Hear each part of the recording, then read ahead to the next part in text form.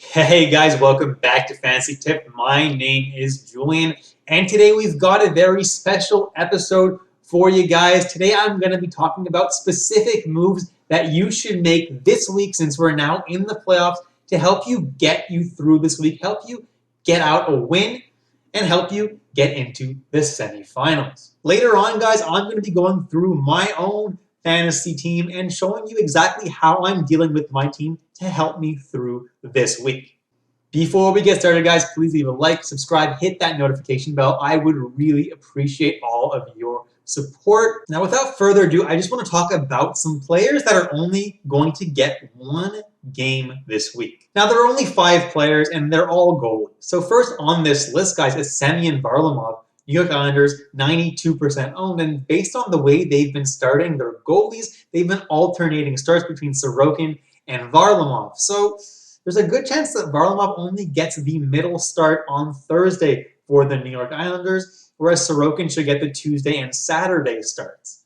If you're a Varlamov owner and you need to get through the playoffs, it isn't looking great for you. You could consider dropping him. I would kind of do so as a last resort, though. I would look at your projected total, and if you're projected significantly lower than your opponent, then I might consider moving Varlamov to try to help you win the week. Next are Ilya Samsonov and Vanecek, and Washington only plays 2 games this week.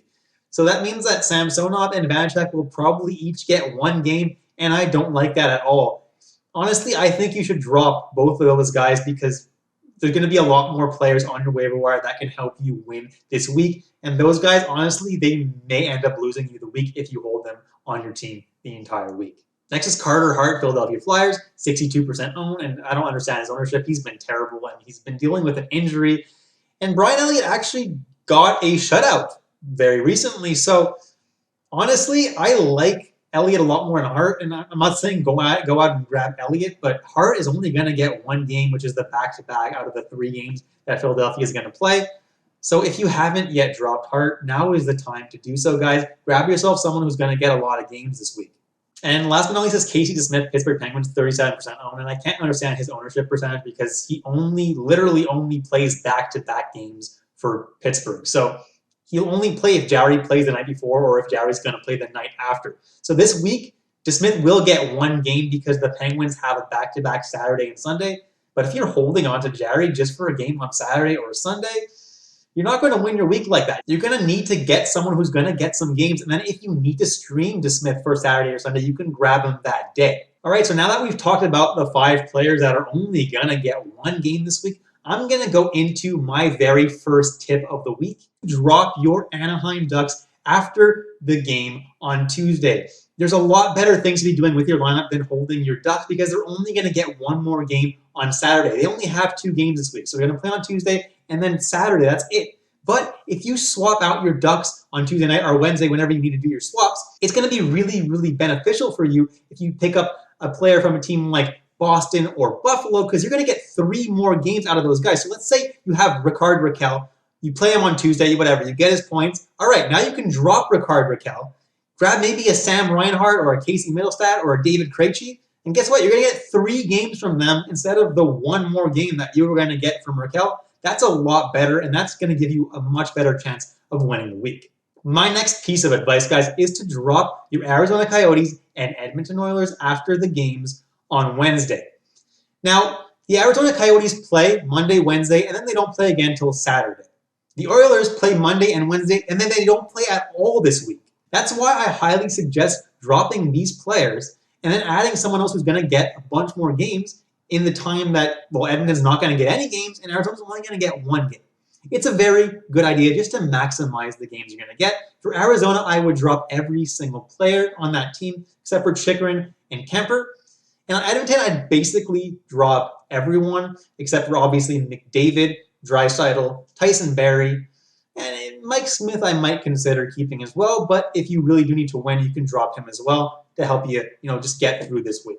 You also don't need to drop Nugent Hopkins because the way it seems right now is he's not going to get healthy this week, so you can just keep him on your IR, which is honestly the most beneficial thing possible anyway. The same thing does not only go for the Edmonton Oilers and Arizona Coyotes, it also goes for the San Jose Sharks and Vegas Golden Knights because both those teams only have 1 game after Wednesdays. For Vegas, you can drop guys like Riley Smith and William Karlsson, whereas in San Jose, you can basically drop everyone except for maybe Evander Kane, Brent Burns, and then you can grab someone who's going to get a bunch more games later on in the week. So that brings me to my third piece of advice, guys, and that's simply to add players from Boston, Buffalo, New Jersey, New York Rangers, Philadelphia, or Pittsburgh after dropping the players that I had just mentioned on Wednesday. You can add a player from one of these teams because all of these teams play 3 games after Wednesday. Simple as that. Now, the most important piece of advice I'm going to give is to go through your lineup this week, guys, and see if there are any conflicts. Drop players that you can't fit. So let's say you're going through your lineup and you have Andre Burakovsky, right? And you're going and you're like, Burakovsky only plays on Thursday and on Saturday. And guess what? My lineup is full on Thursday and Saturday. Why do you have Burakovsky, right? Drop him for someone who plays on maybe other days that you do have room. Now, the reason I said Burakovsky in particular is because I recommend checking these 4 teams in particular, the ones that you see on the screen: Colorado, St. Louis, Washington, and Winnipeg. Now, the reason I recommend checking players from these teams in particular is because these teams only play on Thursday and Saturday night, only 2 times this week.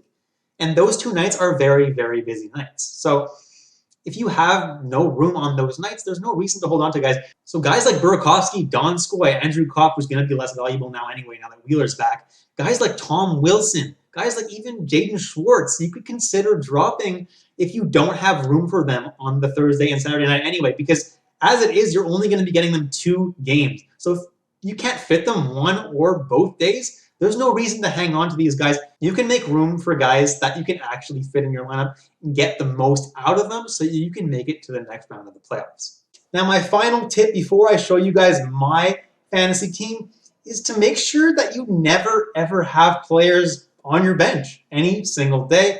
Because if you do, then you're not maximizing your games. Kind of what I said before with, make sure players fit in your lineup.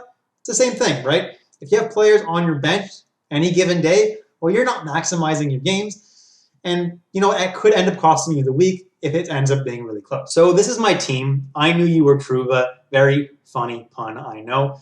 And now we're going to go through it and see. I have actually a decent amount of guys that only play 2 games this week, which sucks. Like Winnipeg, I wasn't expecting to only have 2 games this week. They kind of removed a game last second. So I have Andrew Kopp. I have guys like John Carlson, Graves. I have Burakovsky, Pierre-Luc Dubois. Just a pretty decent amount of guys that only play 2 games, which is a bit worrisome. I got Grubauer on the IR, and I also have Ryan Nugent-Hopkins on the IR plus. So that's pretty good. So at least I'm not losing games on those guys because those guys are injured anyway. So as I mentioned before, guys like Burakovsky only play 2 games, Thursday and Saturday. If you go up my lineup, on Thursday, I actually can't fit Burakovsky. There's no room for Burakovsky, so why am I going to keep him if I can't fit him Thursday, and I can't fit him on Saturday either, so there's no reason to keep him in my lineup. Same thing with Kopp. I can't fit Kopp on Thursday and Saturday. So what did I do? I made some moves. My league has next day moves, which is why you still see Kopp and Burakovsky in my lineup, but I actually swapped Kopp for Sam Reinhart, as you can see here, and I swapped Burakovsky for Dustin Tokarski, who will get hopefully 4 goalie starts this week, which I really, really like, because Buffalo is even starting Tokarski on the back-to-back games, which is awesome. Now, if you go through my lineup now, you'll see that there is not a single day where I have conflicting games, so guys who are on the bench, except for my goalies, but Leonard won't start on Wednesday anyway because he splits the starts. See, on Thursday, I have nobody on my bench, which maximizes my games. Again, no goalies on my bench there. On Friday, I'm getting actually a decent amount of games for an off night, which is great. Nothing on the bench. Here, I have, just in case one of them doesn't start, I'm fine with having a goalie on the bench. I'm trying to really maximize my goalie starts because in this particular league, goalie points are very, very valuable. So the more goalie starts I get, the better it is. So you see on Saturday too, nothing on the bench. and no goalies on the bench either. Now, I'm very aware that Andrew Copp is probably going to do better than Sean Monahan on Saturday night, but the thing is, Sean Monahan also has a game on Friday, which I can actually fit him in, whereas on Thursday I can't fit Copp anyway, so it's better off to get 2 games from Sean Monahan, probably, than to get 1 game from Andrew Copp. And actually, I get 3 games from Sean Monahan because he also plays on Monday night. So that's basically it, guys. I just make sure I don't have anybody on my bench ever because it maximizes your games if you never are benching anyone. Now, if I had Arizona, Edmonton, Vegas, or San Jose players, or Anaheim players that were worth dropping, the only player I have from those teams are Nuge and Pacioretty, and Nuge is going to be on my IR anyway, and Pacioretty is obviously way too good to drop. But if I had anybody else from those teams, I would drop them on Tuesday or Wednesday. If you notice, Ryan Graves plays on Thursday and on Saturday because Colorado plays those 2 days, but I could actually fit Ryan Graves in my lineup, and I only get 4 swaps a week, so to me it was worthwhile keeping Graves in my lineup just because, well, I only have 1 more swap, and I'll probably end up using that later on in the week, and at least I could fit Graves for those 2 days. But if you have Graves and you don't necessarily have room or you have more swaps or whatever it is, you can definitely consider dropping him just because he does only play 2 games this week and he's not that crazy valuable. Unlike another guy I have, John Carlson. All right, guys, you've reached the end of the video. Thank you so much for watching all the way through. I really appreciate it. Please leave a like, subscribe, hit that notification bell, leave a comment, ask me a fantasy hockey related question. I'll be happy to answer you. Until next time, guys, stay safe, stay healthy, and I'll catch you in the next episode of Fantasy Tipped.